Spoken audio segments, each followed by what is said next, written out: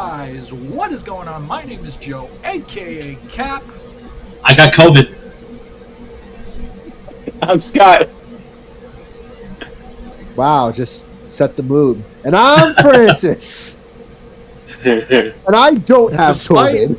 And despite there being 3.5 men on the screen right now, this is the push. All right, guys, how are we doing this week? Aside from Dom, Dom feels and looks like crap. So. Same as the last. I'm wearing a blue shirt. Forgive me, my microphone is probably going to be muted for a lot of this stream while I hack up a lot.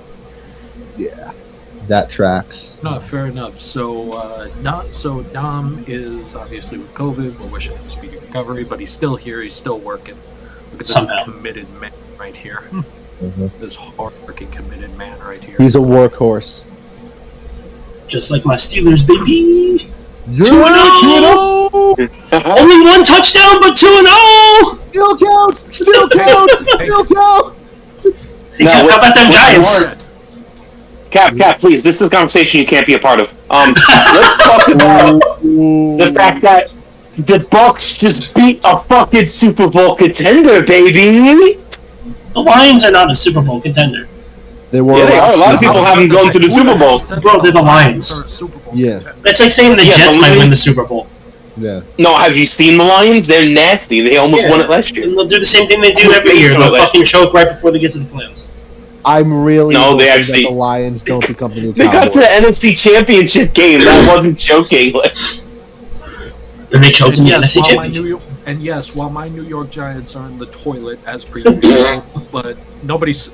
Who didn't see that coming, honestly? Your divorce court head coach. Daniel Jones. And Brian Daboll. You know what I found out? I don't know if you guys know this or not. I don't know if you guys know this or not. I looked this up. Do you know that apparently Daniel Jones and Aaron Judge for the New York Yankees make the same amount of money? That's depressing. But it's also either Judge needs to be paid more. Either Judge needs to be paid more, or Daniel Jones needs a fucking decrease. Jones needs to be fired, but he needs to be fired a long time. It just shows that they get paid way too much. That's it. Because baseball's been around for a lot longer. One guy is the best player in Major League Baseball right now. He is one of, if not the best players in baseball. Well, he definitely hits the most home runs. The other guy is Daniel Jones. The King of New York City. Not sponsored. Whoa. This is a wrestling show. I'll say not sponsored for the product placement. Yeah, we can't not do a full on. By anybody yet. We can't go full. We are open. Yeah, SNK. Look at you, Raid Shadow Legends. Sponsor everybody. They're looking Do we want to be sponsored by Raid Shadow Legends? I want to be sponsored by anybody. It would be sponsored by a company that actually likes wrestling. Gamer How about subs? that one? Let's get sponsored. Get some titty milk up in here. Some gamer subs. I feel like we're having spot 4 very. Cap, that is a thing, by the way. Oh yeah, no, it totally is. Gamer Subs energy drinks has a flavor called titty milk. And don't even get us started on the waifu cups. I love it. I need it. Give me 14 of those. Alright, anyway. Like 14. Let's get to what we actually came here to talk about. Yes, we have some wrestling to talk about. Quite in the world of professional wrestling, I would say. So I'm just going to leave the floor open. Guys, what the hell's been going on this week? Well, Scott, I do believe that you wanted to bring up the CM Punk promo that he cut on Drew McIntyre on the road to the Cell match last Monday. Let's talk about this. Yes, one of my 4 subjects that I have to talk about is Jesus Christ. Because I saw it like 30 minutes before we, started doing this. I don't know if you guys watched, but there was a CM Punk promo that was on Monday night responding to what Drew McIntyre was not Drew McIntyre, but what is it? Nick Aldis made a match of, and I never thought there was anything that could top the pipe bomb, but this might have been it, because this was a side of Punk I've never heard in a promo. I actually did want to talk about this because I think when we brought it up during our Bash at Berlin review last week, it had been mentioned that a couple of people are kind of tired of the story, to be honest. Like, they want to see it. They want the two guys to move past it. You know, like, want to move forward already. Oh yeah, I could see this promo. Yeah. Those. No, Francis, you can go. Me personally, I don't have a problem with the feud because they're doing the tip. It looks like they're going to do the one guy gets one win, one guy gets the other win, and after the rubber match, whoever wins, that's it. At least that's what I'm hoping they're going for. I don't want to see this dragged out until like after War Games or something dumb like that. And like even then, we can all be real here. They're just using Drew as a placeholder until Seth recovers from his back injury. Then Punk and Seth are going to try and kill each other. That's going to be like a year from now. So. Yeah, unfortunately. What I don't know if anything got updated on the injury, but as of right now, what I think will be for a year. Well, I know with Seth, they said it was an undisclosed amount of time. So, indefinitely, then. Indefinite, yeah. He also came down with a case of murder at the hands of Bronson Reed. So. It's a sudden case of death. Get it right. Yeah, but I completely. I've seen those people talk. I've seen people talk about it, and this is the great thing about one thing I hate about social media is it makes a lot of stupid people have an opinion, and there's no problem with this storyline at all. This isn't a storyline where there's only one match and that's it. The way this story is being told is it's a rivalry that's been happening for years, a rivalry that's been happening for a long time. They're making it seem like this is farther, like this is obviously it has something like more than just I'm trying to get the right words out. I can't. But they're not milking it. They're not milking it. This isn't. If you've seen what they were talking, this isn't a feud that can only be a one and done type match. This is like you've seen the way they speak to each other. They're one of the few promos right now that are currently giving us a little taste of what it's going to be like on Netflix, maybe, with the violence towards it and the fact that CM Punk is saying, I don't care. He's saying kill. He's saying words like I'm going to make you bleed. Like this is stuff that's like he's saying murder, death, kill. Like this is something that we haven't heard in a while, and it's just very exciting knowing that it's just going to get even better. Also, Scott, you say it hasn't happened in a while. I'm just gonna be honest here, and somebody please correct me if I'm wrong here.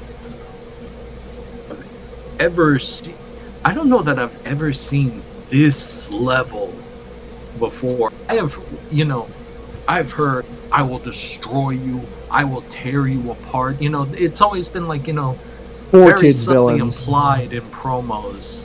Yeah, because Vince wouldn't let them say shit like kill. With the most serious look on his face, like, I am not acting. I am dead serious right now. I want to end your life. Yeah. Yeah, this ain't TikTok. I want to kill you. Like, also, to go off of what you were saying earlier, yes.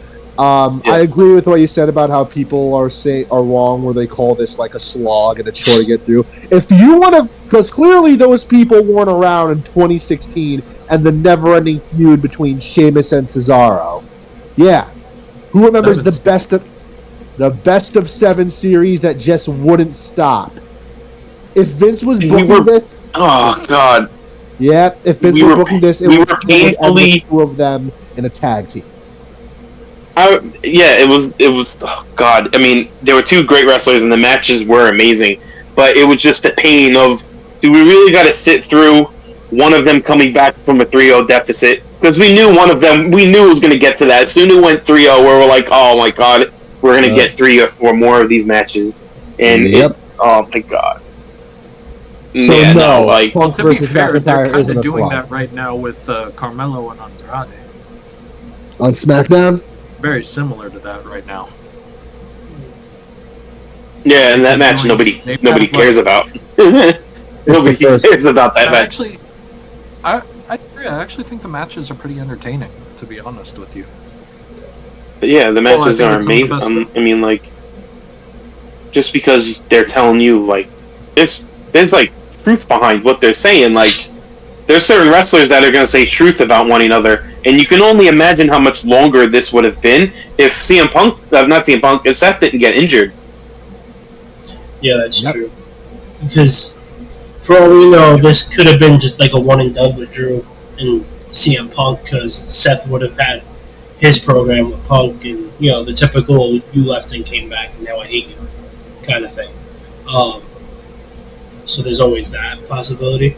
So who knows? It could just be just because they're giving them more time to build, I guess, and breathe. Yeah. Yeah. But I stand by what I said. This has been one of my favorite stories this year, and this promo.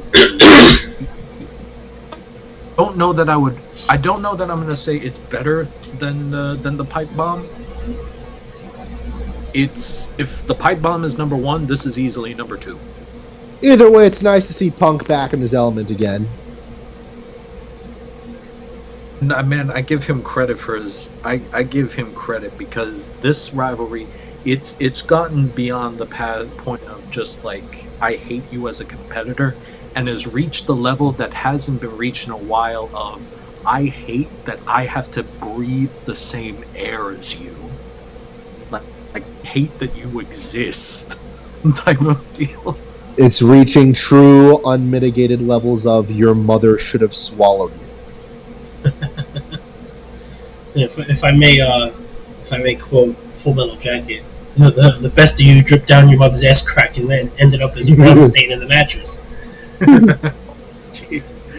Oh man! Yeah, if I may quote Kendrick Lamar, I hate the way that you walk, the way that you talk. I hate the way that you dress. But yeah, I mean, like I said, they put on solid matches. And I know I get no fans for this, but I am a CM Punk hater. Scott, are you having trouble? I'm just trying to find the perfect spot, and I can't fucking find it. I give up. But yeah, I am very. I don't like. Not that I'm a hater, but like I don't dislike CM Punk, but I don't see the hype. The like I said last week. Not even that. It's just I don't see the hype. I don't get it. Like to me, he's not the best in the world. There's plenty of other wrestlers that are far better. I know that's just a gimmick, but you know what I mean. But they do put on solid matches and everything, and I do like seeing those matches that they're playing out really well. I'm excited to see Bad Blood with the Hell in a Cell, correct? Yes. Yeah? Yes, Hell in a Cell. That's the poster for the pay-per-view. Yeah. So that's going to be a killer match. I can't wait. That's going to be fantastic. But yeah, I just didn't understand the reason for the feud. Like, it's over a friendship bracelet. Like, who cares? It's a fucking piece of plastic on a string. But it's a piece of plastic on a string. The feud started because of the injury. No, I know, but that's what my point is. Like, it started with a real reason. And then it was like, look what I stole. I stole this thing a fan made you. And it's like... It goes... But, like, they had Punk treat it like it was a fucking ancient family heirloom. You want to know what he should have done? It should have been his wedding ring or something. Yeah, like something like that. That would have been... Not obviously not his actual wedding ring. Like a gimmick, like a work thing. Like, it's his wedding ring. But it's CM Or Punk. like something He cares that about the people. He cares about the people. That's Like, right. that's okay, but what I'm saying is Yeah. something his Like- wife gave him would hold more sentimental value than something a fan gave him. You know, that's all I'm saying. Like they could have done Nah, something that's like that, weird, made it you're a little right. more personal. Yeah. You know, I they agree. could have said, "Hey, this is something. I stole this bracelet that AJ made you." That's different. Then that's giving him a reason to be like, "Hey, give that back." You know, you know what I mean? I Not like went into your but- house and I stole this. exactly. Like you get Yeah. my point there. Yeah. I just didn't see I didn't see the friendship I get the bracelet being point. that deep. But it's not so much like the actual bracelet. You know, he showed off after Fanatics Fest. He got like 20 other bracelets Yeah, that look exactly. my point exactly. You're just justifying my point. It's not about the bracelet. It's the It's the principle. I get it. meaning Yeah. behind the bracelet. And and notice Drew never said like, "Oh, I got your bracelets, punk." Yes, he did. Yes, he I did. got your No, Drew was making it a big deal. No, Drew was making it a big deal that I stole this from you from a fan. That a fan Yeah, I gave stole you. this from you, and it has your stupid dog, and your wife's name on it. And I don't even think Punk cares Hey, those about are the his words. bracelet. Those are his Hold on, words. Scott. Hold on, Scott. I gotta point something out. Hey, listen. You can say whatever you want about CM Punk. You can That's even what say whatever Drew you want said. about No. I'm quoting Drew. I'm not calling Larry stupid. I would never talk bad on a dog. You know that. You know I would never talk bad on a dog. Larry on this show. Damn it. I'm just You know what? quoting Drew McIntyre. It's okay. We didn't realize that because he didn't use an over-the-top Scottish accent. Because I'm not a geek like you. Punk is Adorable. trying. Punk. I don't think Punk cares about the bracelet. It's his. It's not. No, I get it. It's the not principle, like you but- gave it. It's not like this is not because of a fan gave it to me. This is mine now. You took my property. No, I get that. It's the principle of the thing. I'm just saying they Yeah. could have done something with a little more sentimental value than No, a Drew was friendship being a bracelet. geek.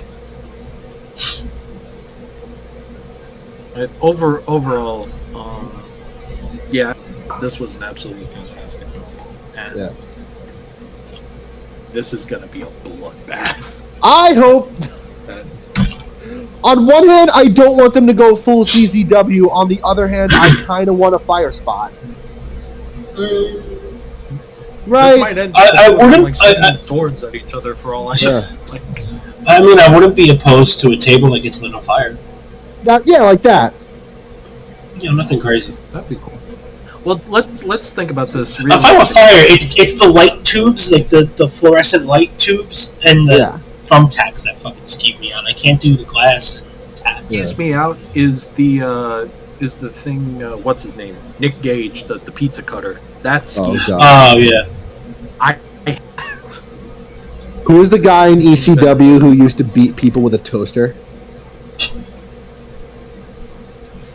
You know what the sad part is? I know exactly who you're talking about, and I cannot think of his name for the life of me. I think it was. what that is. Like, I think it was Mikey Whipwreck. Probably. Yeah. Okay. Anybody else? Anybody else got? I have a bunch of topics, but anybody else have one?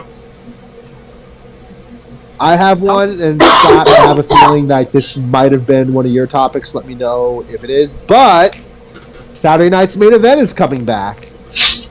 Oh yeah, no, it wasn't one of my topics, but it was definitely an Instagram post that I put. Well, you can follow us on on Instagram, the Push Wrestling. Nice plug. And TikTok. God, I'm gonna hit you. I'm gonna hit you for every time you do that. This is like, Try. I'm so hyped. That's so amazing about Saturday Night Main Event. I'm you can glad to bring it back. you can only imagine what they're gonna do on there because it just, and we're gonna get even more of WWE, in which we're probably gonna get more wrestlers. Probably ones that don't really get a chance to show up. Yeah, like give the guys that are sitting in catering every week to do something. That's what main event was always about. Is like people that don't really get a lot of TV time get to have matches. And I grew up during the maybe ruthless lift aggression. themselves to the mid card, perhaps. Exactly. It's a way to prove yourself. A lot of audition matches happen on main event. Dark matches, too. But WWE doesn't So let televise me dark ask you matches. guys. That's the one thing I'll give AEW. I'm sorry to cut you off, Cap. That's the one thing I'll give AEW when they first came out, when they were doing AEW Dark, and they were like posting all their dark matches on YouTube. I thought that was really fucking cool. Brilliant. I liked AEW Dark. I thought it was great. It gave, guys that were getting their tryouts and their, maybe that's like their only chance to get on. Like Vinny Pacifico had a dark match that got put on AEW Dark. What you call it? And I know he was just in Japan. I don't know what he's done since then. But yeah, I mean, like it's great. For someone like me who was like aspiring to get into that business at one point, if I had a dark match on WWE, I wouldn't be able to show anybody unless I had someone in the arena that took a video of the match itself as it happened from their seat. But with AEW Dark, you get on that, you get a full television production match with commentary and everything that you get to show off. And you're like, look what I did. Like, yeah, it might be a squash, but who cares? I was on TV. It does gold for like your social media. Absolutely. Absolutely. It's gold for your personal brand. And you can show that off to other promotions that you might be trying to get booked in. Like, look, I was on AEW Dark. My one question is, does anyone know if the new iteration of Main Event is going to be held in the Garden? Like the old days? Probably not. Yeah. It's probably going to follow where they're at. Yeah, I was going to say it's most likely going to be like after Raw. Like they're probably going to film it like before or after Raw or SmackDown. During commercial break, long commercial breaks, maybe. So kind of like Sunday Night Heat. Yeah, exactly. Because that's how they were doing Main Event for a while when they were still doing it. Like it was only on Hulu, I think, that they were posting it, and then the network. Yeah. It was like random matches that were quick through commercial breaks or right after. They would post. They would do the matches right after the show ended, before the crowd left. Because they tell them, "Hey, don't go anywhere. We're going to do like 2 more matches for Main Event," and then they would pre-record it. My follow-up question is: do you think they're going to make it like the even older iterations of Saturday Night's Main Event, where they would have like a talent show up to like? I wouldn't be shocked. Happen? Because like, be shocked. You know what I would actually be interested in seeing? Yeah. What if they brought back like fully functioning like talk show segments there? Like the Cutting Edge or Heartbreak Hotel. The Cutting Edge, the Piper's Pit, stuff like that. Like a full-fledged... Well, it depends. How long is it going to be? Did they say how long the show is going to be? Is it like an hour, 2 hours? I would think an hour. I didn't look at it, but because if it's only going to be an hour, I wouldn't want to take up a lot of time in the talk show. I'm not going to do that, but an hour, 2 matches. An hour should be like 3 to 4 matches. Maybe squeeze in Grayson Waller talking like a geek for 10 minutes. Yeah, and then not even shit rock. Yeah. Like that. Actually, now that we're talking about this, how much of this do you, let me pose this question to you guys. How much of this do we think is going to be, lifting up talent that's sitting in catering all the time, and how much of this is actually just going to be like another NXT? I think it's going to be a mix of. I think it might be a little bit of a mix of both. Like it's going to be, you're going to get, guys and girls that are singing catering, like doing really nothing to get singles matches in. Like you got guys like Apollo Crews, you got Natty. Oh my God, there's so many other people that I'm not even thinking of.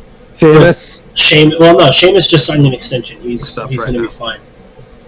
Speaking of which, congratulations to Sheamus. He just signed a major extension with the WWE. But until he's 90. Yeah, exactly. Literally going to be there until he's 90. But yeah, I mean, there's plenty of people sitting in the back and catering that don't get matches, that aren't on TV every week, that absolutely could use that that spot on main event to just get their reps in, because the same people that are doing the house show circuits that they're not getting a lot of TV time, so they might as well do that. And I don't see like straight up becoming NXT 5.0 or whatever the hell, but I can definitely see like NXT guys 2.5. poking their heads in. Oh, absolutely. 2.5. I can see NXT people coming up and like getting their like a guest appearance. Yeah, a guest shot. Like maybe you throw someone down from the main roster to kind of boost ratings a little bit. You maybe throw Cody in there one time to do like a little match or something, or Braun Strowman. Like have him murder a guy. Exactly. Yeah. You have the Wyatt Six pop up on there. Mm-hmm. Yeah, no. Be on there, and kind of leads me to something that I want to talk about, just because I was stunned when it happened. Certain Giovanni Vinci on. I don't know if you guys were able to see it, but he made his re-debut on Friday Night SmackDown last week. 30 seconds to Apollo Crews. Oh, yeah. Apollo. Yep, I remember that video now. Oh god.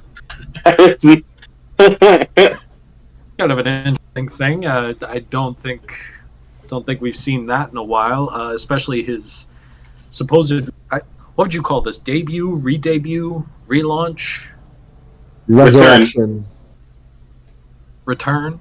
Yeah, I would call it a return. Return, yeah, sure. His grand return, and they gave this man.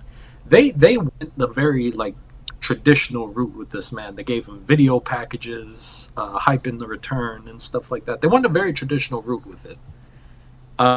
It's he's walking down, he's fighting Apollo Crews. So you're like, okay, Apollo. I like Apollo. He has not done much of anything lately. He hasn't done much of anything for the past 16 years. 16 years. In 2016 numbers, I hate them. He hasn't done much for anything in the past 8 or 7 years. Oh, that. Whatever that was just now. So, this is like... You think this is going to be like a perfect wash for Giovanni. He loses before he can even take off his jacket. Loses before he can even take off his jacket. That's breaking protocol, man. I mean, it doesn't even make sense with... It doesn't even make sense with the history of his character, because it's not like he's a brand new fucking guy. You were with Imperium, like, you should understand at least a little bit from what you previously done, and not and wait, like, 2 minutes to take off a jacket and feel special about yourself. Like, see, but complete 360. That's what I don't understand. Like, what was the point of relaunching him just for him to lose immediately on return? The way he lost, like if it were like an actual match, I would even understand that, maybe. My guess, and no I feel offense, and he did nothing. It's hard to say he looks good. My guess is, and I feel like this is going to be a tough pill for some people to swallow, is that maybe they're going to turn him into a Santino-style comedy jobber. I can't see him being that guy. The only reason I think of that is because, why give him the return package and all the hype and all the pomp and all the circumstances, only for him to get geeted out like there was no tomorrow?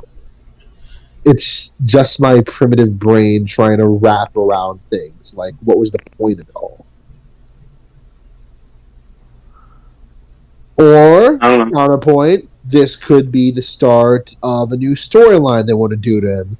He got humiliated on national television, so he ends up undergoing a severe case of sanity slippage and becomes a psychotic serial killer, not in the same vein as the Wyatt Six, and just murders Apollo Crews on an episode of Saturday Night's Main Event.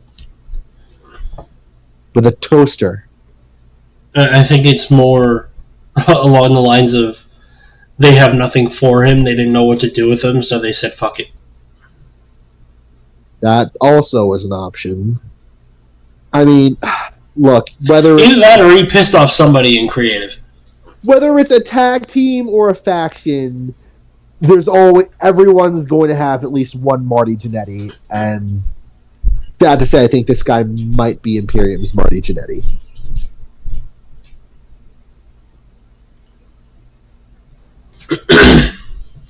I guess. Yeah. So, man. Yeah, no, sucks to suck. Right. Scott, your turn, good sir. All right. Well, somebody has mentioned the Wyatt family, the Wyatt Six. So this enters into. So I can continue to enter this. Going on. Let me delete my topic first. Alexa Bliss.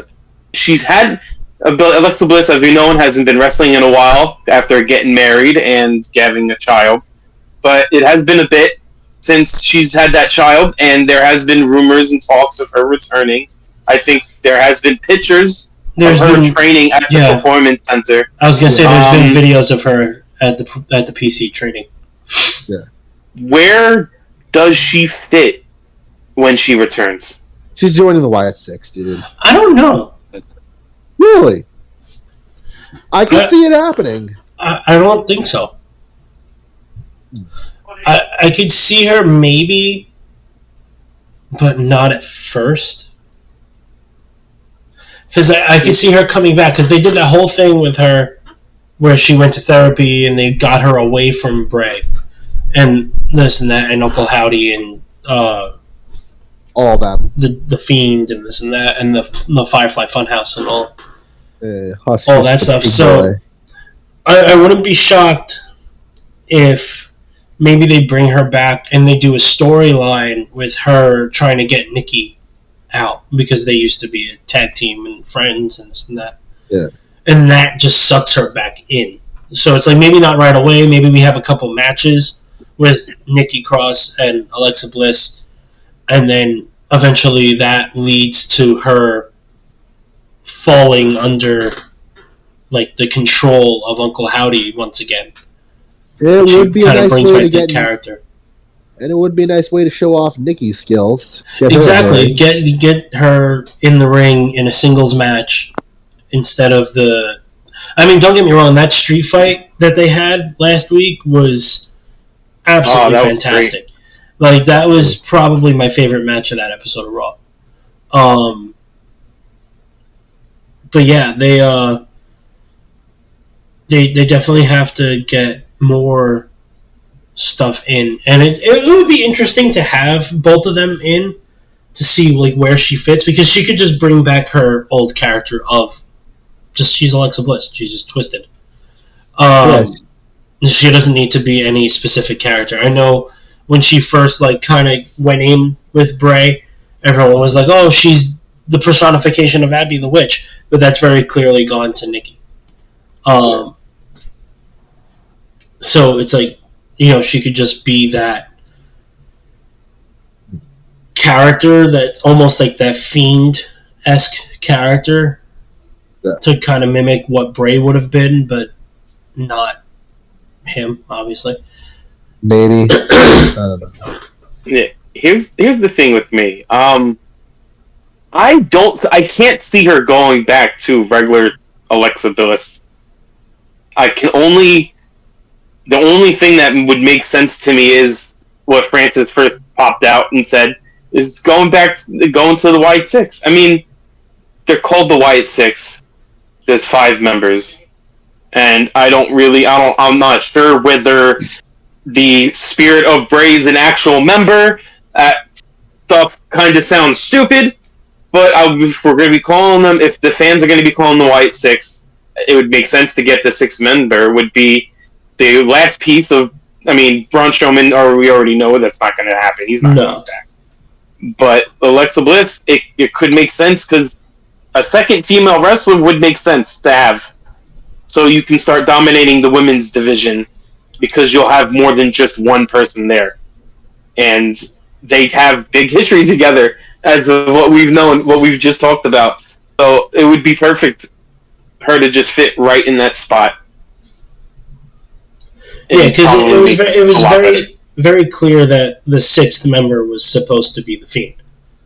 Joy. Yeah. But then So let's try to keep it let's try to keep it an actual sixth member, and we can call it the Wyatt Six, not because Wyatt is the leader of these other five members. It's because they are the six that come, the remaining essence of Bray Wyatt. They come in them, and they're gonna wreak havoc under his name.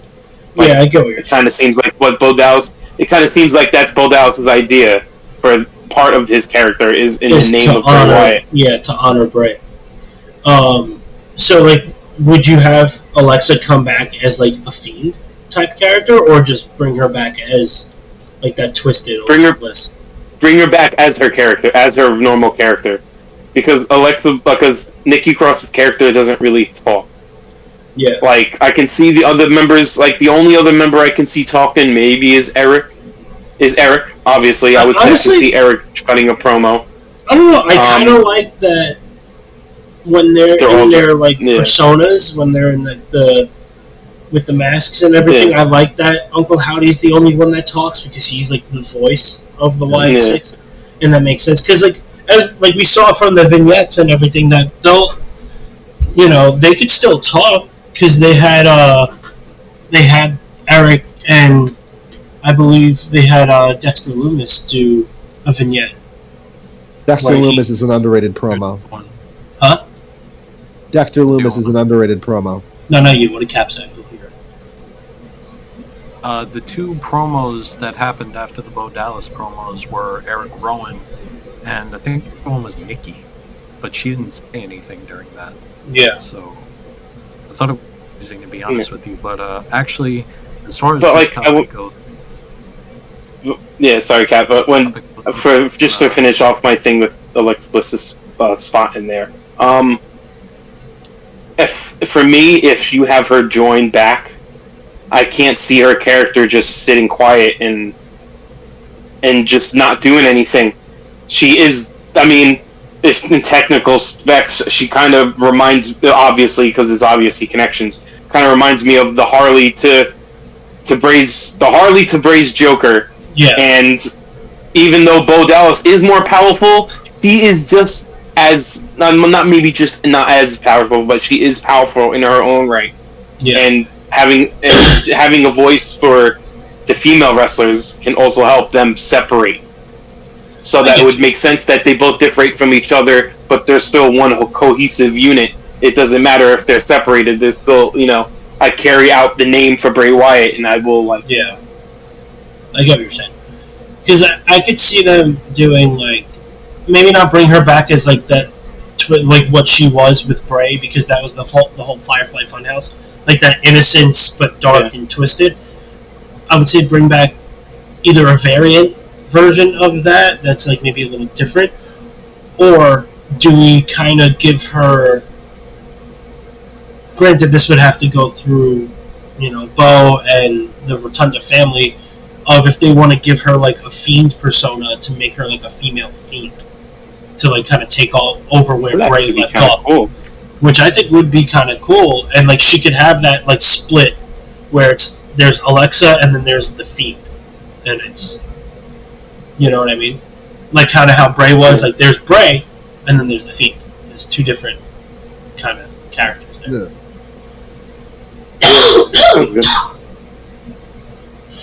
I'm gonna cut in here because I think is maybe a bit of a hot take. I don't think she should be involved with the Wyatt Six immediately when she comes back. I don't think that.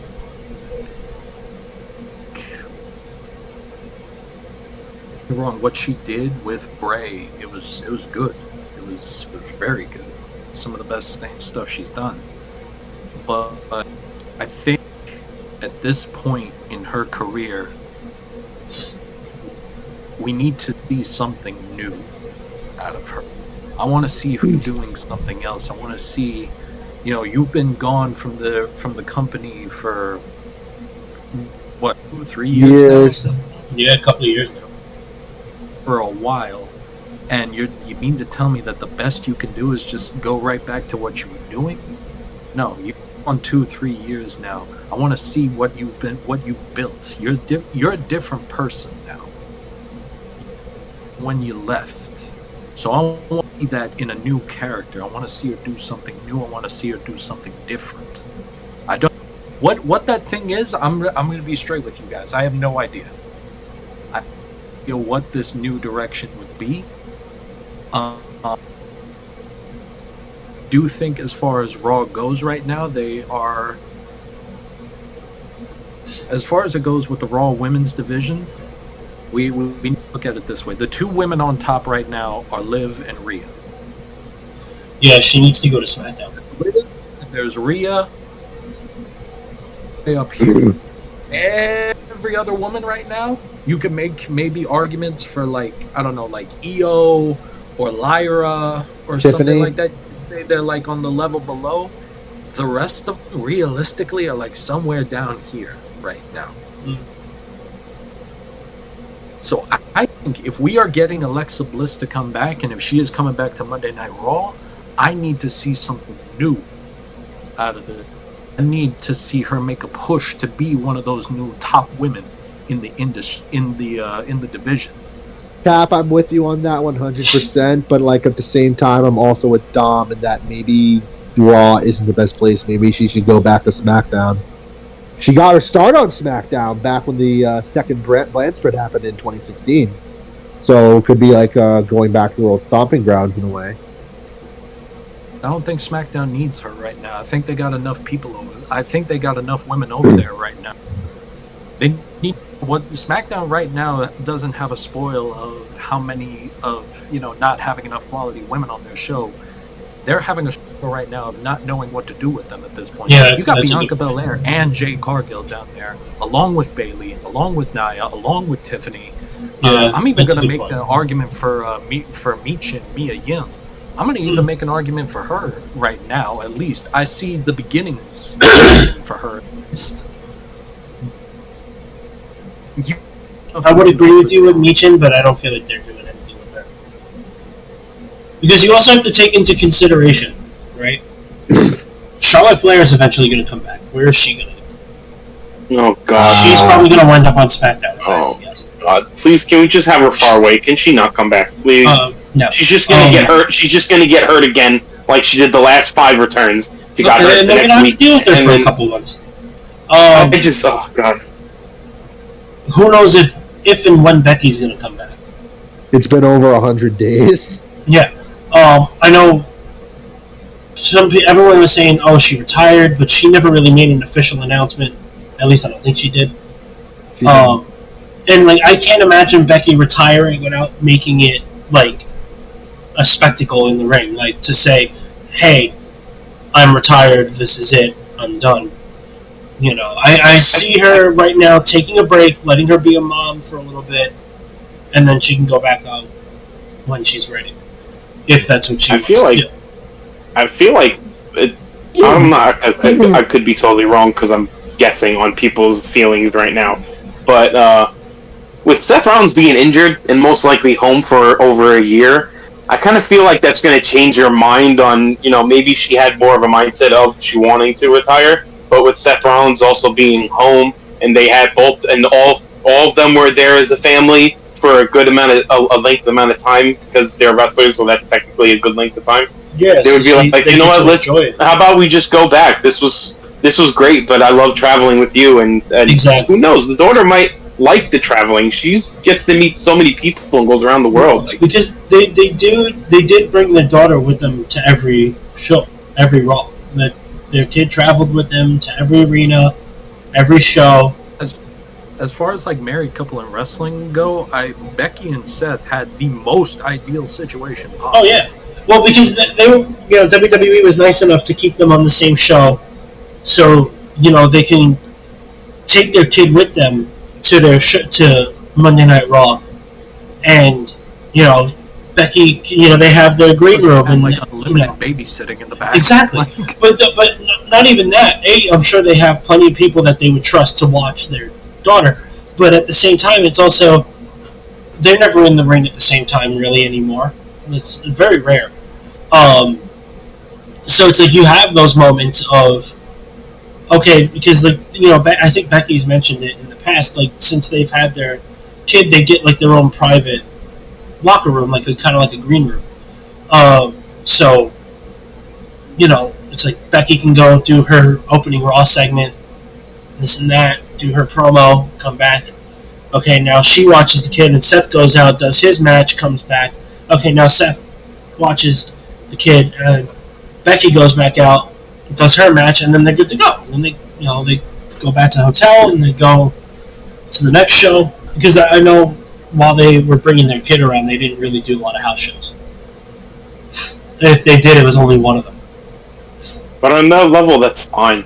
I mean, they at least have the great mindset to constantly show up and wrestle and entertain the fans.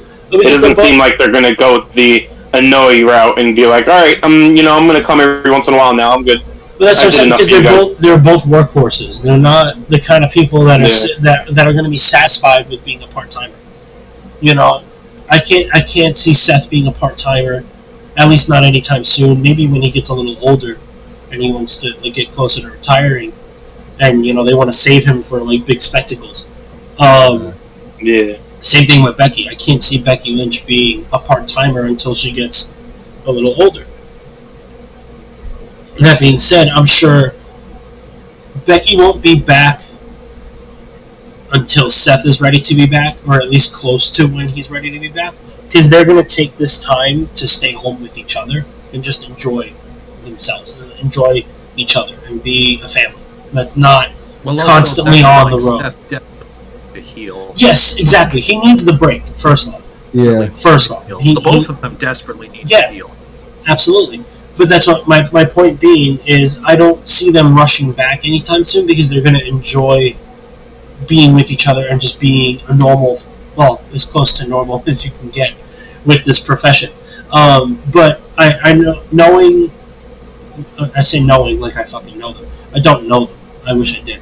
But knowing what I know about Seth and Becky, they're not going to stay out of it for too long, because they're going to get the itch eventually to come back, and they can't help themselves. It's an addiction.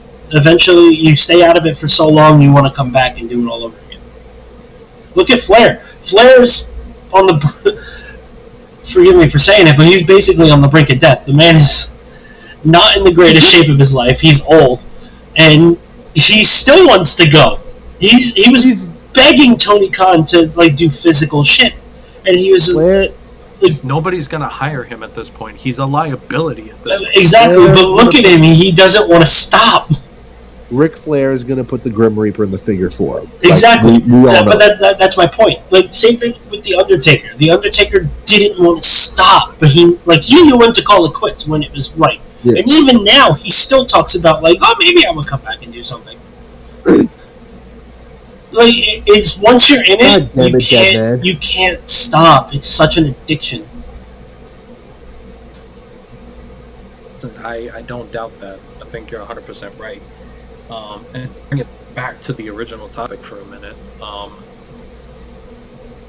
Eventually, Becky and Charlotte and the rest of them, they're going to come back. Yeah. But we don't know when that is right now. That's the thing. We don't know when that is. That could be tomorrow. That could be next week. That could be next year, for all we know. That could be now. That's why I'm saying, if Alexa is coming back, we need to see something new from her. She's been gone for 3 years, and to be gone for 3 years and then come back and jump right back into the Twisted Bliss or the demon child thing she was doing, the creepy doll thing. You've been gone for 3 years, and you're just gonna come back and pretend Well, that's what I was saying. Something new. That's what I was saying earlier. Maybe she comes back, she feuds with Nikki, and that pulls her back in. and she becomes a more twisted, darker version, like the same way that now we have the Wyatt Six. They're all characters that have kind of been around, but now they're just even darker and they're more sinister. You know, like before with Bray, it's Huskus and Mercy the Buzzard and the Witch and this and that. They were all puppets. Now they're people. Now they're doing shit. Now they're fucking terrifying. But that's what I'm saying. So like now you can kind of maybe bring her back in and like kind of fill her into that fiend spot if that's what they wanted to do. But otherwise, I get what you're saying. I would, if she's not going to be with the Wyatt Six, I would want her to kind of go into a new era of Alexa Bliss, like not the same as before when she was like the bully and like kind of just picking on people because she was the champion and this and that. Not when she was wrestling Regina George. Got it. Exactly, basically. And again, I don't know what that new thing would be. But yeah, like I'm sure she could figure something out. She's a creative person. Working with better creative. Exactly. And then when like if I were booking it, I would have her come back at the Royal Rumble. Like that would be a killer return to have someone just as a surprise entrant in the Royal Rumble. Her and Charlotte would be. They would get huge pops with a surprise Royal Rumble return. Because Charlotte's been in the ring working out, so her knee is pretty much good to go. It's depending on if she gets cleared. Charlotte's been gone for a while. Oh yeah, she tore her ACL. That'll do it. I'm gonna with this. I do think that Wyatt Six does need a sixth member. I know that you guys said it's not possible, but I think it's actually very possible that it could be this person. I think it should be Braun, actually. I didn't say it was not possible. I just said maybe, maybe not. Yeah, I think they're kind of... It's weird, because they're not really talking about... Like, they didn't have Braun talk about the Wyatt Six returning at all. And he's basically the only person... other than like Randy Orton, who had a history, like a major history with the Wyatts. And it's not going to be Randy Orton. Randy Orton, I would say, would have been impossible. But let's think about it like this for a second. Let's think about it like this: that the Wyatt Six takes people and it turns them into a more dark, twisted version of something that they already were. Braun Strowman, for a minute. Braun Strowman has been the quote-unquote the monster of WWE for quite a few years now, for about going on like 7 or 8 years now he's been around, if you're not counting the stint wasn't with WWE. No, yeah. Now you have a man who calls himself the monster just as is. All of that power, all of that rage, everything under the control of the Wyatt Six.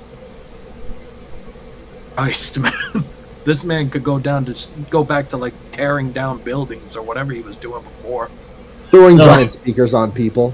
No, yeah, I agree. It could be very interesting. Especially because he had that history with Bray. But it's also a matter of, is he willing to do it? Because I know he said for him it was like, he was very, very close to Bray. Like, I think he was Bray's kid's godfather. Kids. Yeah. Yes. So that might be a little too close to home for him, like, comfortability wise. But then again, look at Eric Rowan and Bo Dallas. Like, they're doing it, so. But who knows? Because Braun has shown that he's a very sentimental guy. He might not feel comfortable stepping back into that role and getting involved with the Wyatts again. So who knows? But like, I do like all of this in hypotheticals anyway, exactly. So. I mean, don't get me wrong. I like your idea. I think Braun would be a great fit for that sixth member because he could bring back that monster personality, go back to being a heel, like a dominant monster heel, as opposed to the babyface that he is, where it's like, I feel like in the past couple years, basically since COVID, he's kind of lost something. It's just he's not the same. That could be. He's not as intimidating. Sixth man could like give him some of that shine back. Oh yeah, no, that's the thing. It's I feel like he's not as intimidating as he used to be because he's a babyface now, and that's just exactly. It is what it is. And that's something that Uncle Howdy could prey upon. Like, he could look at Braun and just be like, "What happened to you? Yeah. Where is the Lord, Where is the peace? Where is that? You ain't dead. You ain't nothing." Yeah, that's the thing. Yeah, I feel like they can make a case for either one to be that sixth person, either Braun or Alexa. Me personally, I agree with Scott. I think it should be Alexa Bliss. Get like another female wrestler in there, so this way maybe you can have them go after the women's tag team titles again, and then this way you can have. As much as I hate to say that they would eventually have the Wyatt Six run with all the gold, it wouldn't be bad. I just don't think it should be anytime soon. But you could have, like, let's say it's Alexa. You could have Alexa and Nikki win the women's tag titles. You could have Eric Rowan win, like, the Intercontinental Championship. You could have Dexter Lumis and Joe Gacy win tag titles. And then you could have Uncle Howdy win, like, the World Heavyweight Championship. Have them run with all the gold for a little bit, and then they can lose it at some point. You know, they don't have to be undefeated. And like I said, if they do decide to give them a title, it should not be anytime soon. That's like with the supernatural characters, they don't need titles right away. Like, look at The Undertaker. He didn't hold a lot of championship gold. Like, yeah, he won a couple tag titles with Kane and this and that. Under 10-time world champion. Exactly. Never even made it to 10. Exactly. And he's regarded as one of, if not the best professional wrestler of all time. He had the streak. Exactly. So, you know, you don't need titles. Like, yeah, they're nice. Don't get me wrong. And I would love to see Bo Dallas hold a world title. Especially in honor of Bray. With what he's doing now, but I don't think it needs to happen anytime soon, because then you need a realistic reason for him to lose it. Yeah, no, you do, and to be honest, this was one of the big flaws when they made the Fiend champion. Absolutely, it was too fast. And also, and then you had him fucking job out to Goldberg. We don't talk about that. Listen, it's regarded as one of the worst decisions. And this is coming from someone who grew up a fan of Goldberg. Like, I did not want that match. That did not need to happen. That was dumb. I don't even know. But anyway, moving to our next topic this evening. And Scott, unfortunately, I am going to take this one from you because I feel like I know what you want to talk about next. And I don't know. Involves the man we were just talking about, Mr. Braun Strowman. Braun Strowman? I definitely want to talk about this. So, him and Mr. Big Bronson Reed were having a match on Monday night. Oh, yeah. So that was... match was incredible. If you guys didn't watch the match yet, please go on their YouTube channel, watch this match. It was a fantastic match. This was a true very funny segment during that match where he was getting ready to do the the pain train or whatever it is. Oh God! On the side, the Bronson, the Strowman Express, and Bronson yeets a fan right at Strowman. A planted fan. Yeah. Fan. Yes, it was a fan. Obviously, they didn't just grab a random guy. It was some local indie worker. Yeah, the SmackDown shirt was a big giveaway. Was it a SmackDown? I thought it was a Jey Uso shirt. Yeah, a Yeet shirt. Yeah. It was a visual gag. Yet he It got was that yeeted. blue, so Yeah. At Braun. bro, like the best thing Seth gave us with that injury is what Bronson Reed has been doing this past month and a half, 2 months. Oh yeah. Like Just that murder streak. even with like, the people that like, even with the people that like to be scummy and say, "Oh, you know it's fake." We've never seen a fan get thrown. I don't recall ever seeing a fan get thrown Not like that. at a wrestler like that. And it's just like, oh my god, I don't understand how they keep finding ways for Bronson Reed just to be amazing, just to shine out of normal wrestler. Like his trajectory, it was getting high, but now it's still going up. But I feel like it's now branching off from normal.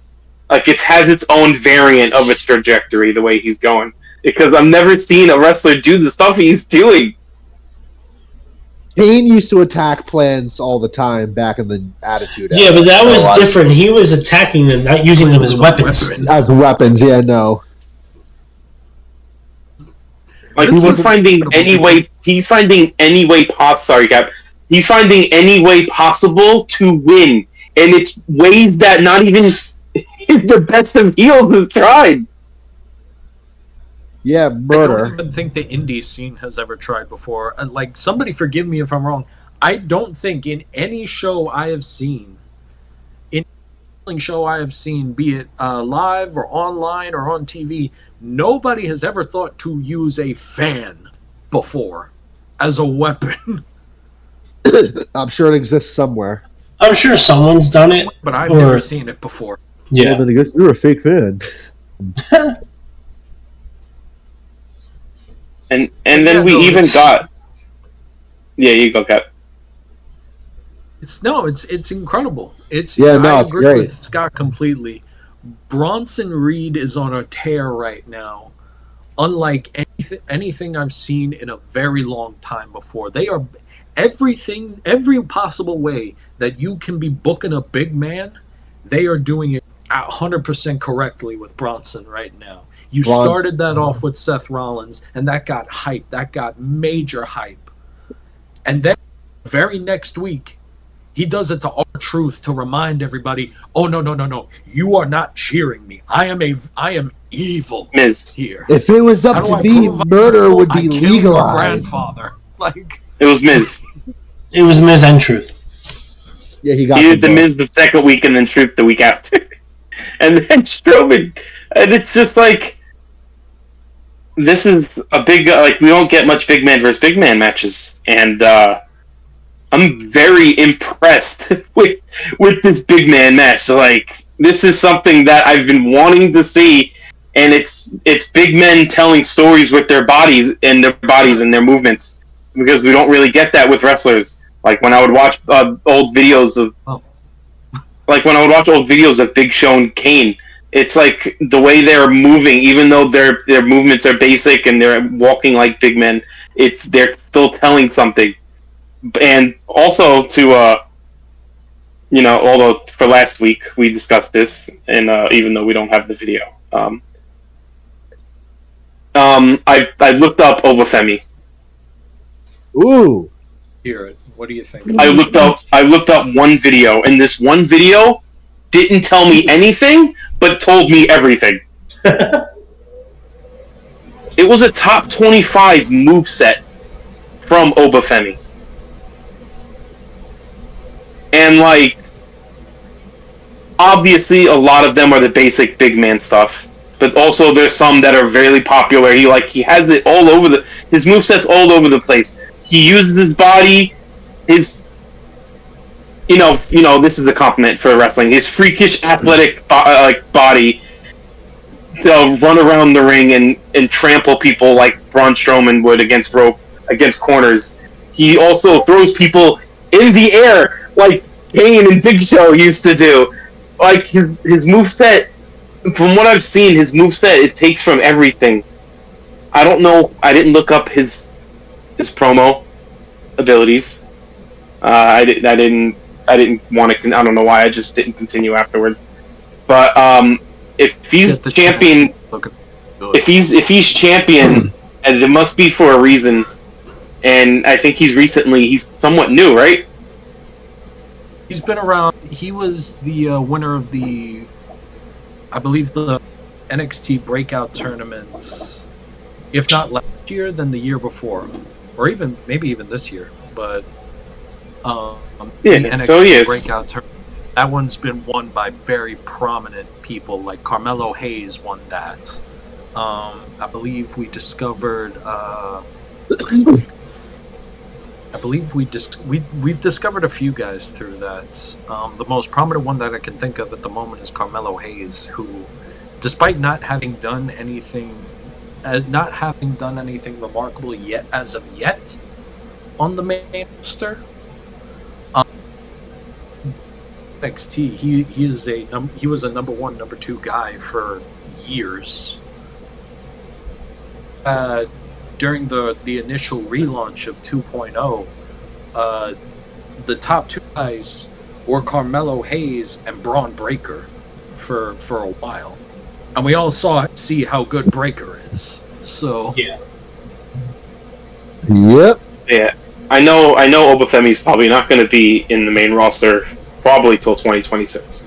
I don't know. As he's just recently becoming champion, they're not going to push him up instantly. They're going to keep him there for a little bit longer.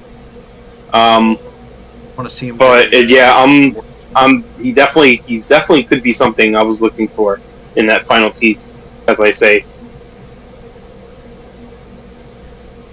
I'm very much a fan of Oba. I told you the man is a real life Jabari, basically. So that's right. That is a thing you said last week. I genuinely believe that they're getting better in the spot of the big man. Absolutely believe that.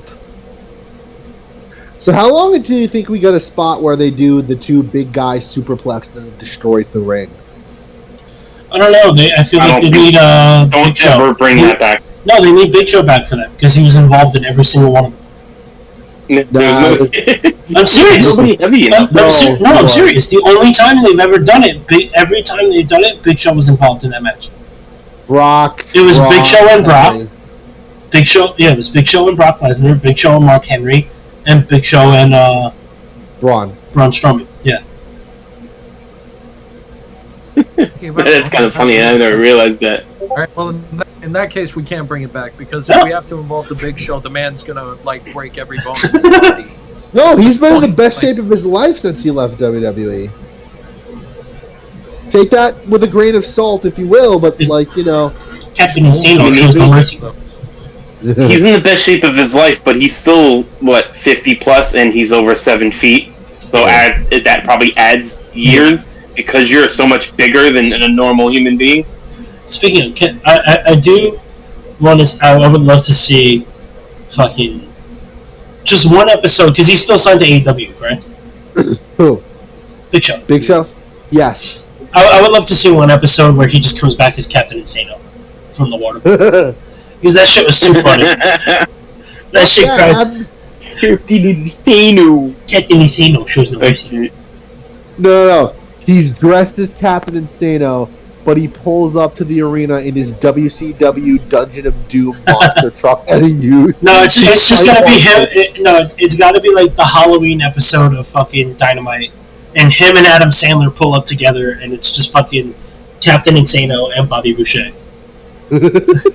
That's how you get fucking Adam Sandler to show up to AEW. I'm not gonna lie. That would be hilarious. I would fuck it. That would be the one way. That would be one way to get me to watch AEW.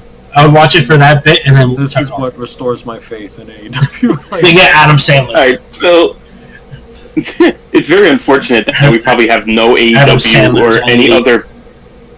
It's maybe crazy that we have any other topic other than WWE. New Japan's on a quiet streak right now. But I will continue this subject. And ladies and gentlemen, we might be facing... I mean, obviously, we have been over of the PG era. but I truly believe that it might be officially over. How long until Xavier Woods betrays Kofi? Oh, it's creeping. Honestly, I'm It's surprised creeping it up hasn't happened every already. day. I believe that they're the final strand of that PG era is the New Day. I don't know. And I think it finally might be up. Because I'm honestly Kofi, surprised it hasn't happened already. Kofi and Xavier did have that match, and Xavier was pissed by the end of it. Like, I don't want to hear he was anybody saying they're angry. milking this thing. Hell no. Take as long as you want with this breakup. No, Because that's this is Karrion bigger Kross- than the Usos, because the Usos we've wanted to break up. nobody wants the New Day. New to break Day. up. No. This is different. We wanted because there was parts of us that I kind of would like to see them on their own, since they are they're brothers, kind of like a Matt and Jeff situation. But we always I've always had that imagination, and I know other people have too before it actually happened. But the New Day, I felt like I didn't see any. It was hard for me to see any of those three at the time turn heel, because it just didn't seem like any of their characteristics. No, and Big E was the closest thing, but I don't even see it when he was wrestling. No, Is Karrion Kross still lurking in the background of this thing with Kofi and Xavier? I have no idea I anymore. don't think he is anymore. No, they just pop up, do a terrible job, and then don't show up. I noticed. Yeah, because I noticed, what was it, maybe a couple weeks ago, that Xavier started wearing all black ring gear, and I'm like, I don't know if that's a hint at what's to come, he's gonna turn, but I think it'll be interesting, because I said, Scott said, the New Day is one of those teams nobody wants them to break up. Nobody ever thought they would break up. But the fact that they've been wrestling for so long without Big E just makes it even more heartbreaking. Because now it's especially now you have Big E in that commentary role where he's not commentary, but you know what I mean. He's in that analyst role. Yeah, he's in that analyst role before the big pay-per-views and everything. So it's what are they going to do when they actually break them up? What is Big E going to do? What is he going to address it? Is he going to be professional about it? Is he going to be pissed? Is he going to be upset? How could you do this? Because if they break up, the first match they're going to have is Xavier versus Kofi. Yeah. Big E has to be a part of that in some way. Who knows? I would love to see Big E come back in some capacity, even if it's not as a wrestler, because he's still waiting to get cleared. But I would love to see him come back as maybe a manager or a commentator. I think he would be great on commentary. Yeah. I think he would be a phenomenal commentator. He's funny, he's charismatic, he's got high energy. He could be a phenomenal commentator. I love Put him on Raw, because SmackDown you can't replace those two. No, you can't replace Michael Cole, but maybe put him with Wade Barrett and Joe Tessitore. Definitely those guys. That Big E would fit perfectly in there. Here's what I got to say about this story, because I actually think it's very interesting what's happening here between Kofi and Xavier. You heard that argument they had on Monday night. They're both right. Yeah, that's both right. That's why it's a good feud. They both sides have a point. That's what makes a good feud a good feud. In one case, Kofi is corrected because, hey, it's just me and you now. We never needed outside help anymore because we didn't need it. We had the big guy with us the entire time. Yeah. And, haven't had that for a while. They also haven't had, what else they haven't had in a while? They haven't had success in a while. It's been proven at this point that Big E was a much bigger element of their success than I think they realized. Yeah. About, but that's why he tried doing this. He tried getting Odyssey to join them, and then that fell through the way it did. Oh yeah, well that I don't think it was supposed to fall through, but then Odyssey Jones did some fucked up shit. No, it wasn't supposed to fall through, but that's. I forgot about that. that's the allegations in regards to Odyssey Jones, but that's Odyssey's own fault on that one. Like, whose fault is that that fell through? Absolutely. But in a semblance, you understand where Kofi's coming from, but here you're not telling Xavier any of this is the thing. Yeah. And I don't know why he's not nobody can seem to explain why Xavier is not being included in these conversations. Like, why are you going behind his back on this stuff? He even went behind his back to get them the tag title match last Monday. He told Xavier, hey, while you were away at whatever convention he was at, I got us a tag team match, a tag title match. And so Xavier's anger is completely justified because you're just doing things and not telling anybody this. And I kind of relate to Xavier more in this case because let me present it to you this way. How would you guys feel if, we came on to do an episode and just told you, oh, guys, we got so-and-so now on the show. He's going to be doing the show with us now. And I didn't tell any of you any of this. So he's here, he's doing the show, he's with us, he's the fifth member of the Push. Oh, yeah, absolutely. Well, no, I would have just said, well, bye, Francis. I would have been like, we finally got a replacement, that's fine. Bold of you to think it's fucking me with your fake ass Braun would probably Strowman be beard. a bit annoyed with me because I'm making decisions about and I'm not including Yes. you. Like, no, all jokes aside. A bit of behind the scenes for the audience here. Like, we don't make decisions about the show unless literally all four of us agree on it. So, that's how being a team works. Yeah, I can completely understand why Xavier is pissed off, to be honest with you. Yeah, two things on that. One, Francis, don't be jealous because you're Mr. Patch. And two,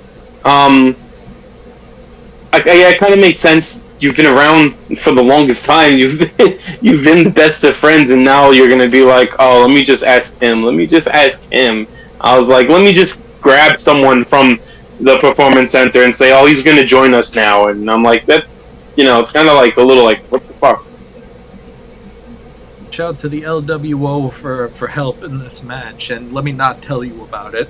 Exactly. Yeah. And the thing is, like, it's things that don't make sense for Xavier not to be included in. Yeah. It makes them the inevitable betrayal sting, all that and very much more. Because eventually Xavier is turning. I would say Xavier is going to snap and turn on Kofi. It's the exact opposite of that. I think Kofi's turning on Xavier. No. So hear me out. I agree with both. It's not that. It's going to be that Xavier is going to snap and turn on Kofi, but Xavier is going to be the one that's justified. You know what I mean? Like, he's going to push it. Like, he's going to pitch it. Like, you made me do this. Like, this is your fault. You broke us up. This might be the one time where we actually take the heel side. Yeah, exactly. Like, he's going to be the crowd's booing it. The crowds might be looking at this right now and being like, no, actually, he's got a completely solid point here. Like, yeah, that's what I'm saying. It's gonna be interesting the way they do it, because it's like, I don't see them making Xavier a heel. You know what I mean? Like, they're both gonna be baby faces, but they're just gonna be beefy. You know what I mean? And it's just that Xavier's gonna be the sympathetic baby face because he's been left out of all the major decisions of his tag team that he's been a part of since day one. That he fucking formed! Exactly. Oh, and then... Exactly. So it's like, how are you leaving me out? This is my team. So it's they're gonna like pitch it that Kofi's the bad guy. But because of Kofi's actions causes Xavier to snap. And finally, like, say that's enough. You know what I mean?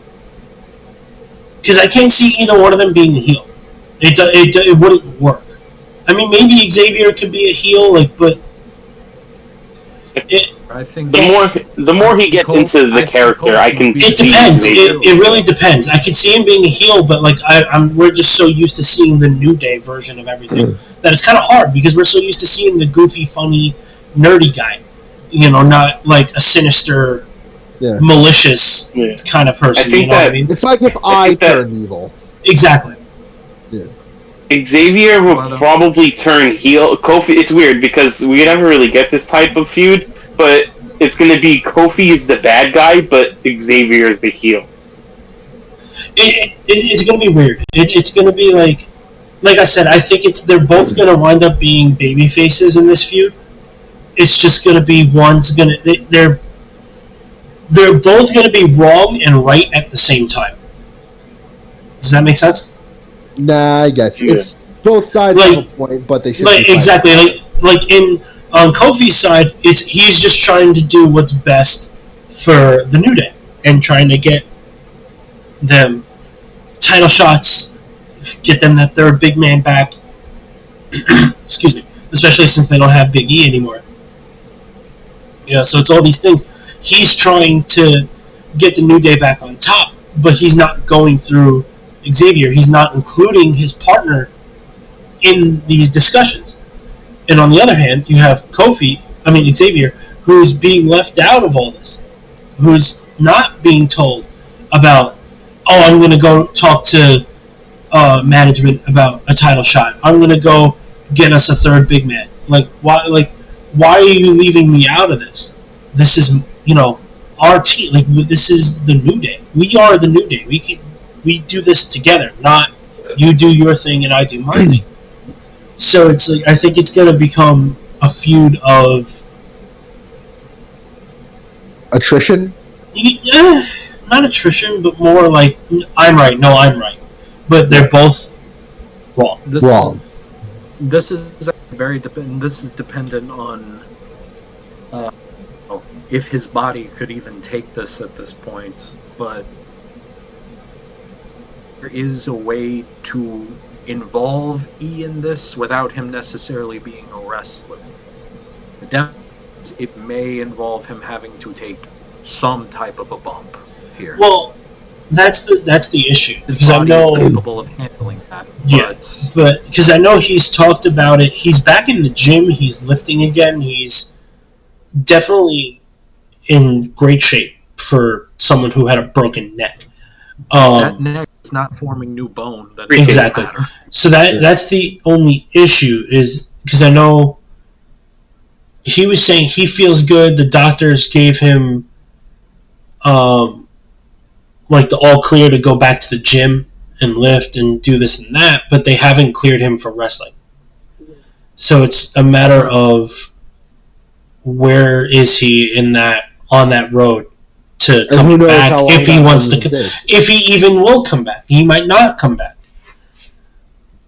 But here's how you could. You look like a total geeb right now. I didn't. Okay. But here's the way you could do this, to at least involve him in this, because it seems whether he's wrestling or not, he is involved in this. Oh, absolutely. Because they are openly mentioning that, the reason I'm doing this is because we don't have him anymore. Yeah. It may go to a point where Big E just gets the two of them in the ring and tells them, cut it out. Yeah, and figure it out. Cut it out. You're both acting like brats here. Because they can have him. We're friends with a New Day. We're all this stuff. And I think the heel of this segment, the story will be revealed at that point because it's whoever puts their hands on E. Yeah, absolutely. So that's the real thing, because like what you're saying is I get it. They could do that where it's they have Big E come in he's all dressed up in the suit and this and that, and he goes, I've been watching this from backstage and I'm tired of seeing it. You two are my brothers. We're blah blah blah. So I get that. And then it's if they want Xavier to be the heel, which seems to be the route that they're going, they could have him maybe take a swing at Kofi, but in the end it winds up hitting Big E. Ooh, that would be sad. You know what I mean? So it's not like he intended to hit but that's how it starts. Now it's like, Yeah. Big E goes down because of an accident, like because Xavier gets gets carried away or something. So Kofi just sees red, and that's it. And now it's all the gloves are off, and they're going. You know what I mean? Yeah, if they handle this right, this could be a great feud. This could be everything they wanted the Uso feud to be, and even better. Yeah. It's probably going to be what we thought the Uso feud was going to be. Well, that's what I'm saying. I think it's going to be even better than what we thought the Usos was going to be. Without the horrible realization that they both just suck separately. Like, I don't think they had a lot of chemistry in the ring together like that in that capacity. They don't have a lot of. They have great chemistry as partners. I don't think they have great chemistry as opponents. Now, here's the thing. I'm talking about the Usos. If you didn't have this whole thing put on ice for several months. That too. And I think that kind of fucked everything up too. But on top of that, all three members of the New Day started as solo guys. Like they weren't just they were singles wrestlers when they came up. Yeah, there's only one solo. Shut up. Shut up, Scott. Yeah, Han Solo. Anyway, fucking, these guys all came up as singles wrestlers. They weren't always a tag team, so they know singles wrestling. They can do it. The Usos were a tag team from day one, so it's like seeing them as singles guys is weird. But they probably also trained against each other, though. Yeah, but that's different. It's not like. I don't know. It's just you're with that person for so long. The chemistry should be there no matter what. That's the thing. Against each other or not. That's the thing. People can train together for years and still have zero fucking chemistry together. As opponents. You got to remember again. They're used to working as a team. They're not used to working against each other. But like, you have those moments, and that's the fun part. Is if we get a New Day heel turn, I think it would be very interesting. Same. I would like to see it, and I would love to see how they do it. To be honest, I like this better than whatever they were doing with the Final Testament. This is much better. Oh, the Final Testament thing was fucking dumb. The Final Testament sucks, bro. And it's a shame, because Karrion Kross could be great. And he was so good in NXT, and he fucking sucks on the main roster. They're all amazing on their own, but you just put a bunch of randos together thinking that it's going to be something. It's the Judgment Day from Wish. What else is there to be said? It's especially interesting because we already have a Judgment Day from Wish. Yeah, that's the Judgment Day. Yeah, Judgment Day Hollywood and Judgment Day Wolfpack. We've been over this. Yeah, no. Is there anything else that we would like to discuss tonight, gentlemen? I have. No. I have one more. Oh, there is one? I don't know if you guys have been seeing this on social media lately. What the hell has been going on with JBL? I have no fucking clue. He's on TNA now. I don't know. He's on his rich grandpa tour. MLW. He's showing up these random house and indie shows. What? So I just need to ask, what is he doing? He's living his best life. I was gonna say, honestly, I think he's just bored. Yeah, he's rich. He can afford it. Yeah, there's a lot of people in this industry now that never got a proper clothesline. So he's doing God's work. No, I think that's the thing, because technically he's not really signed to WWE at the moment, so he could do whatever the fuck he wants. If he wants to work the indies, he can. Yeah. If he wants to go down to some indie show and make fucking $100, so be it. No, I'm not saying that there's anything wrong with it. I just think it's hysterical. He's just out here doing side out of nowhere. MLW clotheslining a guy, going to TNA clotheslining a guy. Like I said, I don't think he's doing it for any other reason than he's bored and just wants to get in the ring again. Yeah. I don't know. I don't even know if there's that much of a story behind this. I just thought it was like a funny thing that I would bring up because it's just like, what the hell are you doing? No, it was weird to see JBL just give some random dude a clothesline.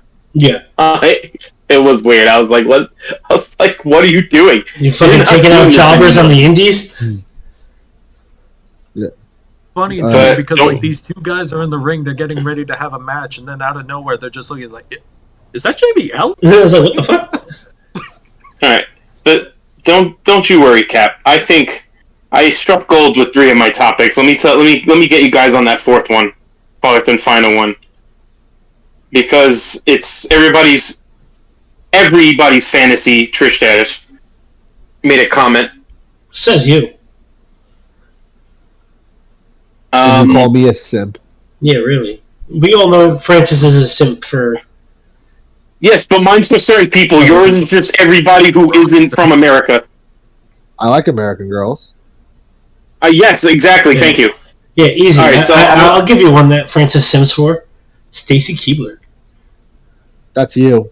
Shut up. No. I know somebody Francis Sims for. It's 4 people into one faction. You just said a bunch of words that made no cohesion sentence. Can you get to It's the 4 fucking... people that's in the same faction. Okay, can we get to the fucking point, please? All right. Trish Stratus made a comment on the women of current women's wrestling. I will tell you the quote, and tell me what you guys feel. I think yes, I would Rob, like to have, it is Asuka, by the way. It is Asuka. I think I would like to have a little bit more focus on characters. I feel like for sure now there's way more opportunities for women, obviously. We see them main event all the time. We see them in high profile matches, but I think we had back in the day was a lot more character stuff. And you got to know these characters. The fans could resonate with the characters a little bit. Now they're just having these great matches, but there's no backstory as much as there was back in the day. So I think character development would be one thing I'd like to focus on. Yeah, you know what? I can get behind that. I agree. I feel like a lot of the women's wrestlers nowadays have kind of... It's weird. It's like they reverted back to the Divas era, but at the same time didn't, because it's like they're getting the high profile matches and the longer match times and the bigger spots, but their characters are still, I'm hot, I'm blonde. Oh, okay. Like perfect example, Tiffany Stratton. What's her character? Barbie. Jack Barbie. That's it. That's her character. Yeah. At least Tori Wilson was she was like a Miss Galaxy. Yeah, she was in Miss Galaxy and stuff, and she, But that's my whole thing. It's like you just have a lot of the same. I'm this. I'm that. Okay. The closest thing we have to a character is like Bianca Belair and Asuka. Yeah. Because Bianca Belair is I'm the best and I'm always going to be the best, and then Asuka is just fucking batshit crazy Japanese lady, but it works. But it works. Yes, it does. And then you got Kairi Sane, who, the Pirate of the Sky, and this and that. And I don't know why she kind of does the pirate thing still, but not really. But I think she could kind of bring that back. I think it wouldn't be too bad. I like the pirate. I like the pirate gimmick. I thought it was interesting. It was something that no one really does. And I'm still really upset that she didn't get to do like an entrance at the Tampa Bay Stadium with the pirate ship. Really upset about that. I think I got this name right. But rest in peace to his career, not him, because I don't know if he's dead or not. Paul Burchill, who was a pirate guy. I think he played a character. Oh, yeah, he's not dead, but yeah. He's not dead, but his career definitely is. His career died years ago. You're late to the party. It's fine. Yeah. I know, but it was the last pirate thing we had. No, but you get what I'm saying. It's like it was different. Nia Jax, I'm big.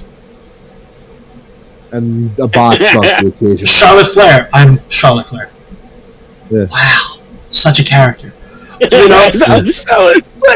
But you get my point. You get my point.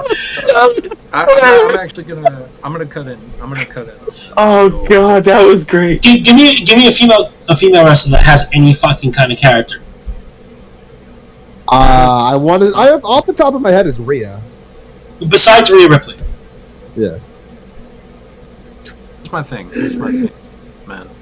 No, it does make good sense because the characters that you can mention that have character are the wrestlers that are the perfect ones for. that you can like all right. They're definitely from that era. Yeah. What were you saying, Kat? I'm going to agree, but I'm gonna disagree with Trish on this one. And let me explain what I mean here. Yeah, you say that they had more character-driven stuff back during her time. However, and you can disagree with me if you want on this. Characters revolved around the same exact thing, which, to be honest with you, back then. Well, yeah, but that was back then. We're talking about the late '90s and the early 2000s. Different times, I'm not saying it should go back to that kind of character development, but something. Yeah. It was character. It was the same character for about 15 different people, but it was character. Yeah, but that's what I'm saying. Like, at least right nowadays, the only one that I could say had any form of character other than Rhea Ripley and like Bianca Belair and the Kabuki Warriors was Alexa Bliss. Had multiple characters types that she kind of went through, and Becky Lynch, and that was it. And it's like, who else? Can't say Lita because Lita was from back in the day. Here's the thing, man. Like, I think that seeing it based on what I see, I think there are semblances of characters here, and for some reason, WWE is not pulling the trigger on. Yes, that's I mentioned Michin before. I mentioned Mia Yim before. We've noticed that she likes to use weapons. Okay, that's perfect. Make her the new hardcore woman in WWE. Make her the queen of extreme. Give her Paul Heyman if you really want to. If you really want to go that far, who knows extreme better than Paul? And look at what Paul Heyman can do for a person. Yeah. Everyone that's been a Paul Heyman person, mostly the Paul Heyman guys, they fucking skyrocket to the top in no time flat. You put someone who's there's been people that have worked with Paul and helped themselves because everyone talks to Paul Heyman backstage. They've all talked about it. He gives advice to just about everybody on the roster. But it's in terms of being Paul Heyman's next person, I would Jade. Fucking kill for that.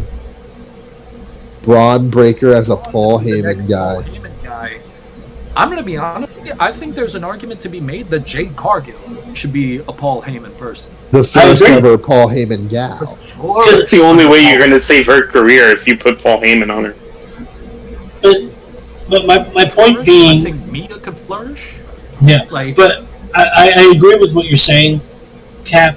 There's certain wrestlers are getting little hints of character, and they're kind of getting, but they're going nowhere. There's no development of these characters, so they just kind of go stale, and nothing happens, and nothing changes. Yeah, we have two female wrestlers right now who are just stale characters that are champions. I don't know if I said champions earlier. I don't know if it's. I think, frankly, what they need is more screen time. They need more screen time. They need more stories. They need a storyline.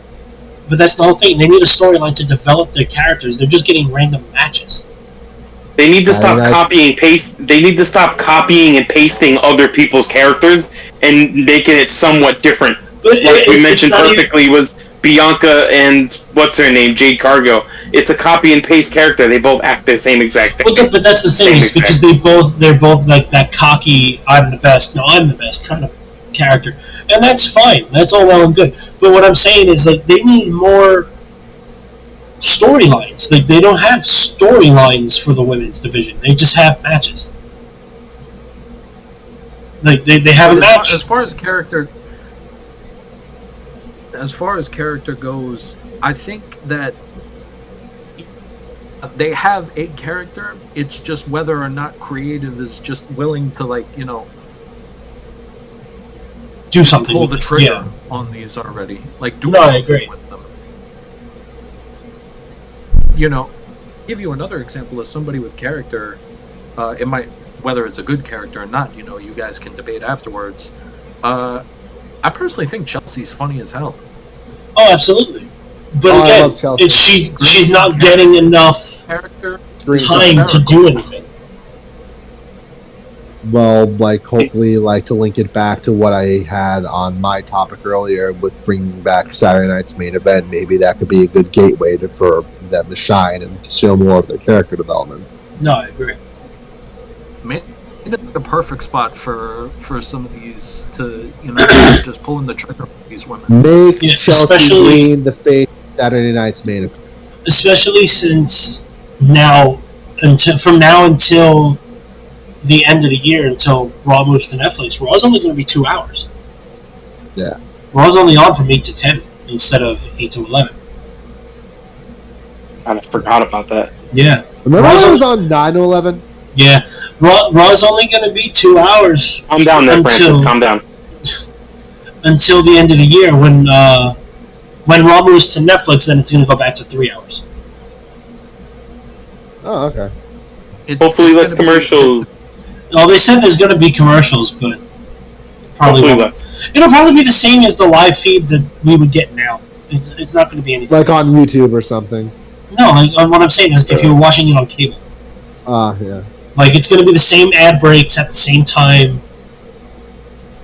You know, they're going to cut away from the match at the same time because it's also it's also ingrained in the wrestlers to go into a commercial break. There's commercial break when you're watching a live show.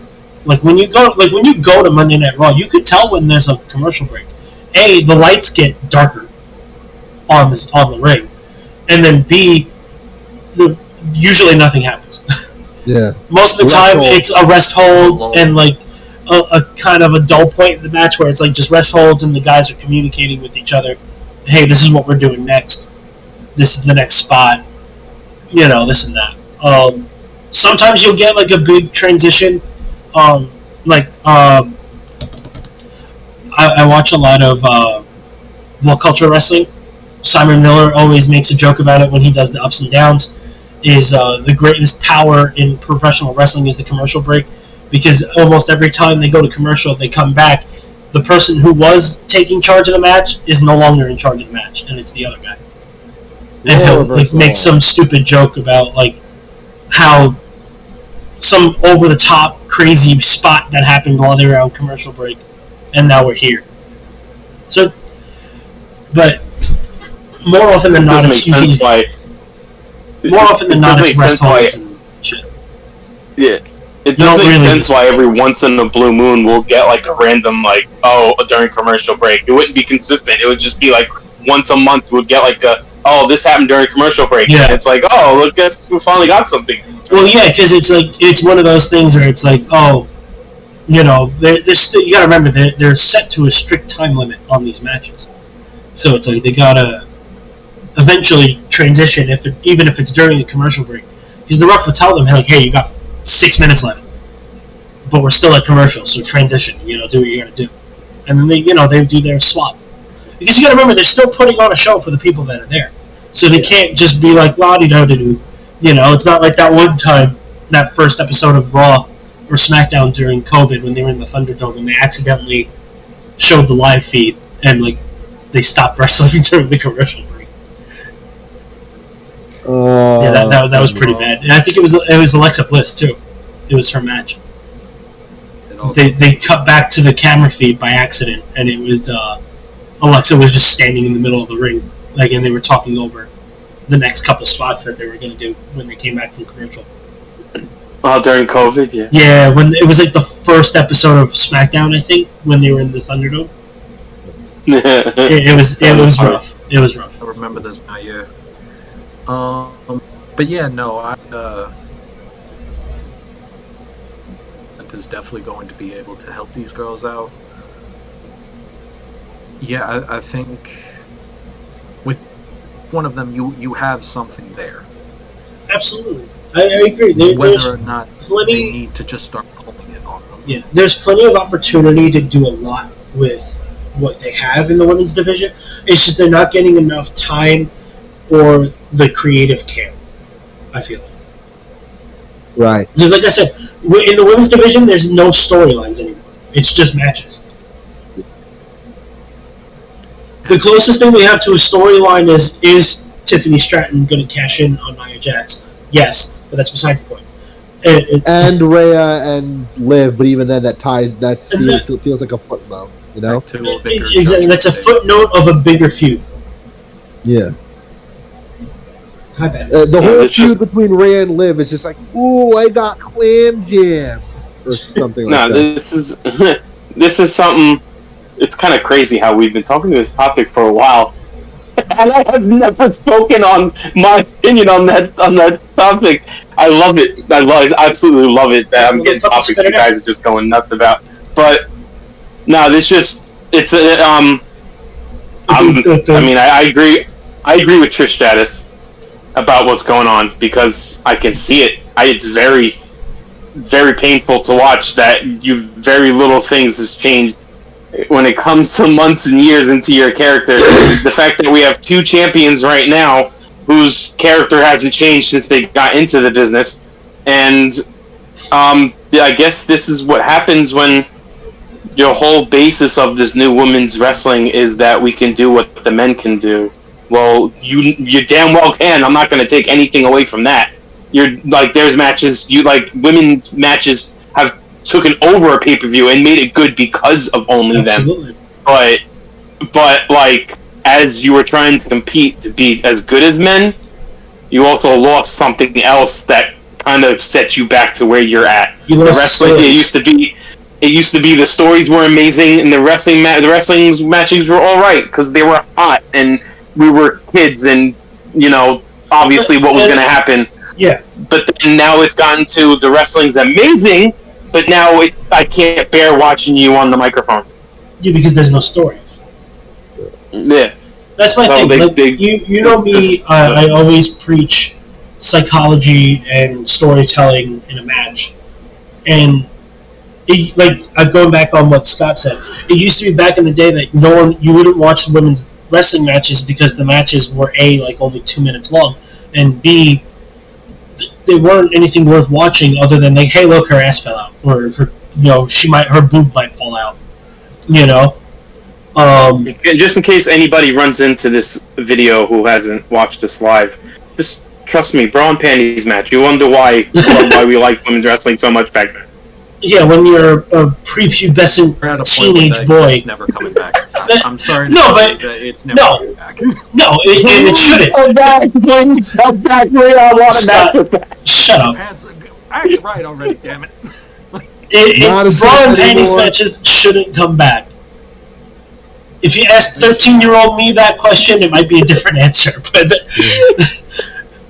that's a different. That's just. Wait, Scott, you're a bigger simp than Francis is. But it's not a simp. There's just certain wrestlers that you just have to simp over. You have to.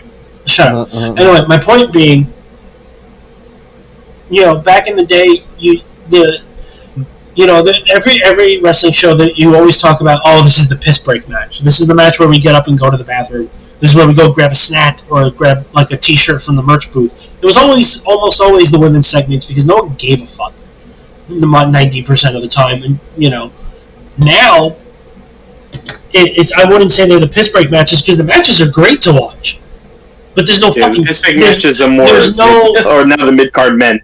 Yeah, there's no substance to the match itself because it's just there's nothing there. There's no story. There's no psychology. It's why do you want to win? Just because you want to get a shot at the title?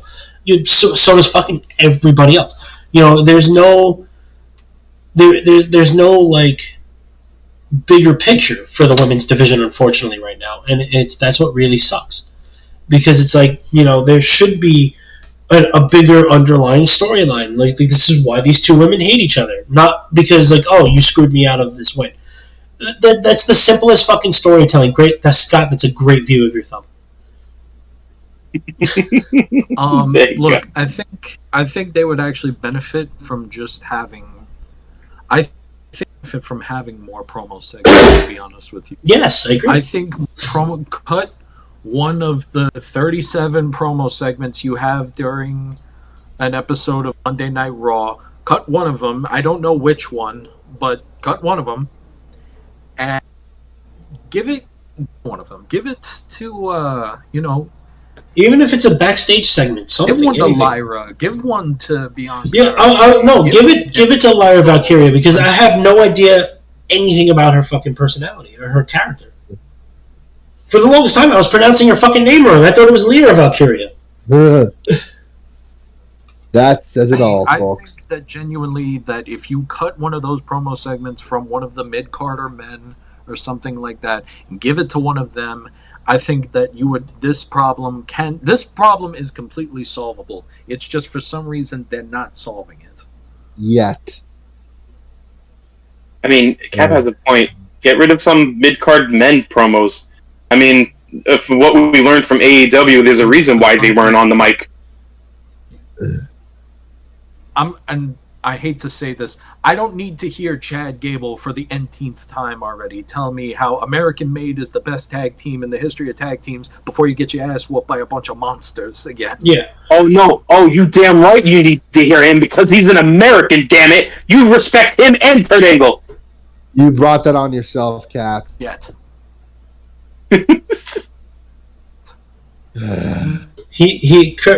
Chad Gable isn't on his Perk Angle shit yet.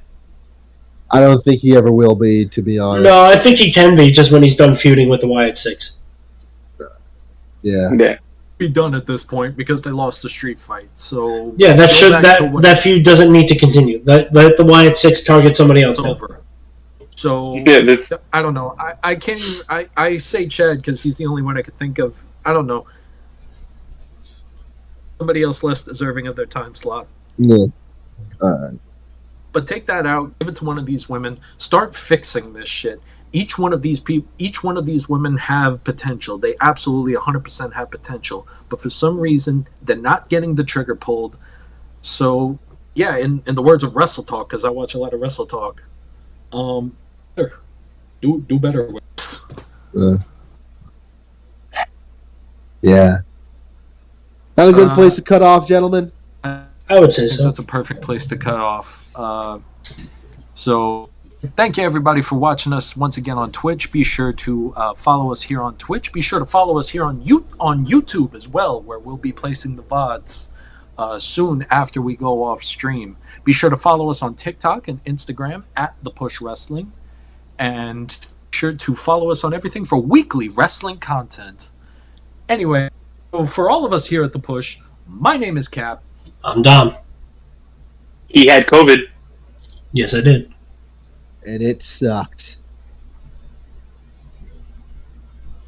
Sick, but ring that bell for me.